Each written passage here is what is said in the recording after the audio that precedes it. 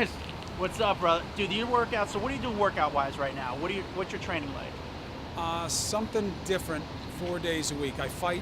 I do a lot of self-defense stuff a couple times a week, and I do some CrossFit, and I go to the gym, and just do light stuff. Always full body. How much you benching? How much you squatting? How much? Never bench. Really? Yeah, not for max. Nothing max weight. Too old. Too old. So I just try to do things to keep me able to move, able to perform, do what I want to do.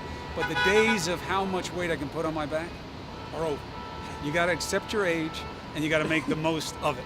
The New York primaries are coming up. What are your thoughts on this? I mean, obviously it's close to home with you and stuff like that. I'm a journalist, but I'm also a human being. My brother is running for governor. He's the only person I would want to see in the position. Because he's my brother, I'm totally not objective. That's why I don't cover his race. Yeah. So obviously, I'll give you one piece of insight. I can't help you with the race itself. That's for everybody else to decide. As a brother, I have a lot of reservations about my brother being in politics. Because I know that his heart is pure and that he believes in what he does. But it's so ugly, and there's so much compromise, and there's so much negativity, that there's a big part of me that wishes he were doing something where that as a brother, as a family member, as somebody who loves him, I saw more positivity around him, Yeah. But when I say this to him, he says I have it all wrong, and that he cares about the service and it's worth dealing with the process. But as his brother, it's hard. It's hard for me to see it that way. I hear you. CNN obviously it's been nonstop with everything that's going on in the news. I mean, obviously news is a 24-hour cycle, but so much going on in the news. Do you think Trump will ever turn around and kind of appreciate CNN for what they've done for news?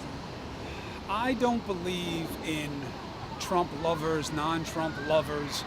I think that we are going through a time of change, and it's not unheard of in our country. And I believe, like with what we have coming our way, God forbid, in a couple of days with Florence, if this all stays true to what we're being told, and I've never been more happy to be wrong about anything as much as weather. I hope I'm wrong. I hope this isn't a bad deal. If it is, you will see in the worst of times the best out of America.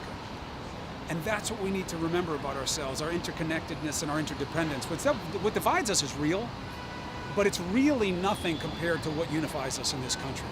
So I don't see Trump folk and non-Trump folk. I think we're being forced to look at each other that way in this country. And as a journalist, I see it happening, but I don't believe in it as a long-term proposition. I just don't think that's who we are in this country.